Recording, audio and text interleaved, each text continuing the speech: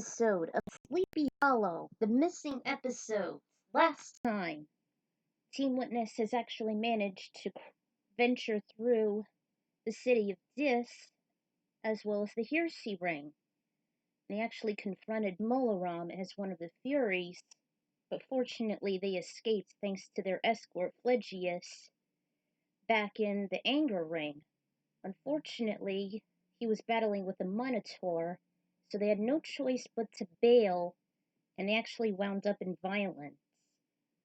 So, let's get this thing started. And it's divided into 3 parts, by the way. Alright, Chapter 17, Violence, Part 1. The fall wasn't too great.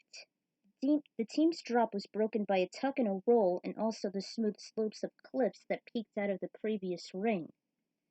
They were in between the circles of Heresy and the first sector of Violence. As they barreled down more, the earth ended into a massive pit. They also went through a thick layer of clouds covering the impossible ascension. As they looked down, their eyes beheld other ledges that were the same height, and of course, more of those damned wandering souls. They also noticed the atmosphere was getting denser and more humid as well. In Violence, wounds and death are inflicted against one's neighbors. This ring torments those who murder and plunder, and every soul wrongfully smites another. She recited one of Virgil's passages. Violence is in its own right as wasteful to life itself. It is more serious than previous ones due to the sinner's blind ambition to take any life, and as such, the violent are committed acts against God's will. Death is the opposing force of life, and Dante placed it as one of the lowest circles next to fraud and treachery, which share similar assumptions to power. The artifact collector nodded in affirmation. The ring's divided into 3, right? Gavin holding his chest in pain. Correct, Gavin. This one is being perverted by those who inflict severe corporal punishment to others. He observed the endless wave of pure hatred as they continued to slash each other apart to Kingdom Come. This is definitely like a war. Ugh. Only, there is no end. How can we get across? The chasms are just too far away for us to jump to. As Jenny gazed at the cliffs yonder, she stated that Virgil explained to Dante the presence of shattered stones surrounding them. They resulted from the great earthquake that shook the earth at the moment of Christ's passing, at the time of the harrowing of hell. Ruins resulting from the same shockwave were once looked at the start of the upper portions of hell toward the entrance of the second circle lust. What do you expect us to do? Make some leaps of faith over those axe-crazy murderers? She was about to retort until Gavin interrupted the oncoming quarrel. He noticed the back of his right hand sporadically feel warm and brighten. Whoa! 7-sided crystal-shaped design showed.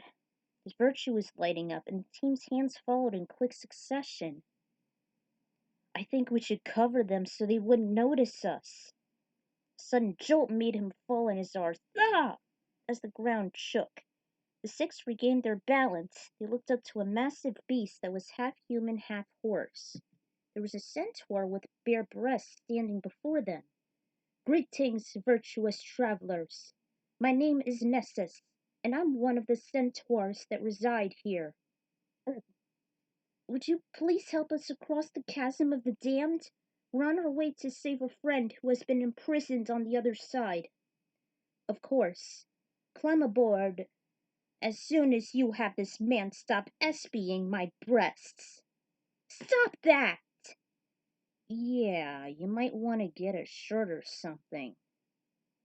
He always hated looking at exposed private parts. She stood upright, then her upper half of her body dissolved into red, matching her torso and legs. She changed into a more presentable look. How's that, young warrior? You sure you're big enough to carry all of us? Despite her utter shock in meeting a real centaur, to her she always thought they were never existed, mythology or not. I suppose I'll manage. Climb on. I always wanted to do this. We don't need reins, do we? No. Leave the transport to me. They all used strong leg pressure. Hold on. They obliged, and she made leaps as big as jumping over 10 football fields, almost like a dragoon would, only in length instead of height. Nessus leapt from rocky precipice to precipice, each that soon collapsed under her weight as well as her passengers. Down below they saw the river glimmer in a bright vermilion where the violent soul stood. God knew what the depth was as the chaotic and psychotic dwelled in it. Most of them were screaming in agony while others were too absorbed in their own brutality. As their hybrid led them to safety, she described their current environment. This ring is known as violence against neighbors. Within the first round of the seventh circle, the murderers, war makers, plunderers, and tyrants are immersed in phlegathon, a river of boiling blood and fire for all eternity, each depending on the level of their guilt. I get it. They all committed bloodshed. Hence, that was what made this river, other than it having to boil. Talk about karma. The centaurs commanded by the legendary Chiron and Pholus patrol this ring, shooting arrows into any sinners who emerge higher out of the boiling blood than each is allowed. Sure enough, these two ginormous centaurs were standing at the highest peaks, aiming and shooting soul-piercing arrows toward those that risen too high under their jurisdiction, forcing them to splash back into the bubbling bank and let them sear in agony. How deep is this river anyway? Is it like the river Styx where people could drown? The river grows shallower until it reaches a ford.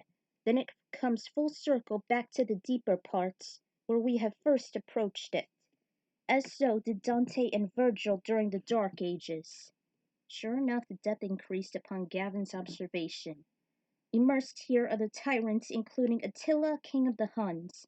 Cruel kings, despots, despoilers, and all those who have done violence unto others boil within its banks. Those that are damned never let go of their inner hatred that was bestowed onto others.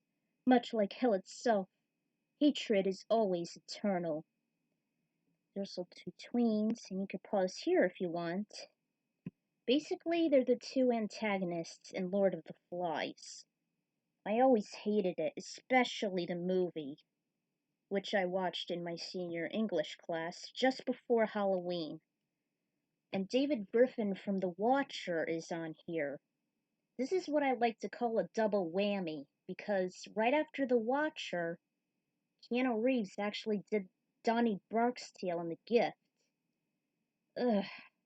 Like, seriously, I watched The Gift at around September 2nd, 2006, where I first got into Keanu Reeves. I thought I was gonna give him up. God damn it. I wish he wouldn't be so vile with his roles ever again. Alright, so here are the Montagues and the Capulets, except Romeo and Juliet. You'll see later. They're actually in the next violence ring. And his wife Carolyn isn't a part of this either, but they're the others. And the Capulets are actually responsible for the feuds in the first place, because their snobbishness, their wealth, their power, and Fair Verona, soaked in blood thanks to these bastards. There's also Hamlet, too. I actually included Hamlet. You can pause here if you want. I should have included Laertes, too. But those aren't the only figures you'll see from Shakespeare. You'll see more later. And this is actually inspiration from history. So here's King Edward I, Commodus, Adolf Hitler, Napoleon, the Emperor Attila the Hun, Henry VIII, even Alexander.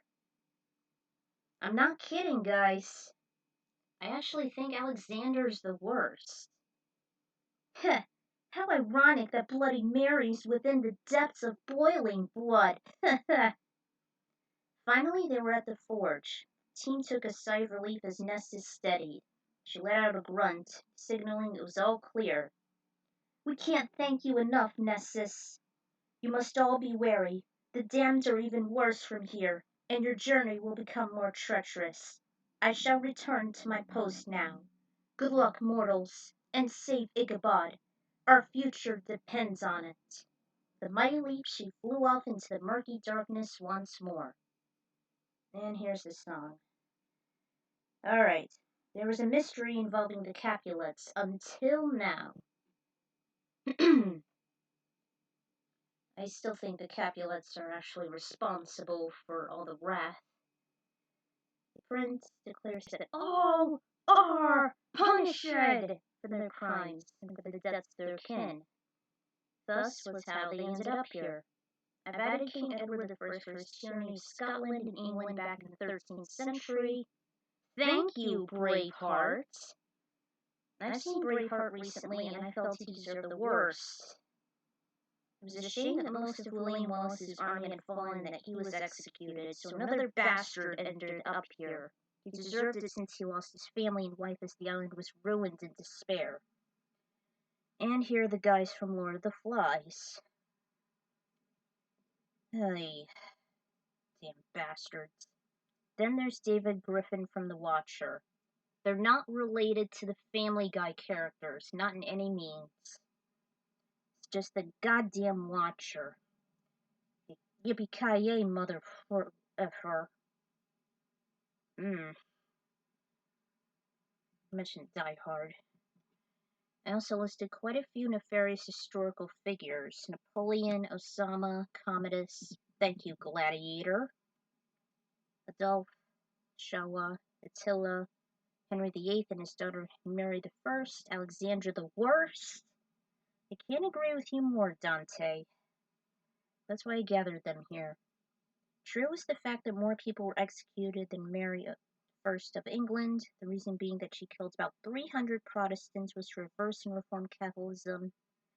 The effects from her father's reign, however, since she was known for automatically killing as many as that said amount, with people being under an extremist with no freedom, and since it was almost a similar immoral domineering style and reason, she deserves to be there with Henry VIII.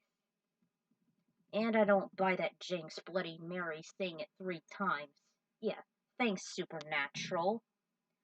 So 1 ring of violence down. 2 more to go. I don't think I'm gonna have time to do the others. So until then, this is the Ekron Writer signing out.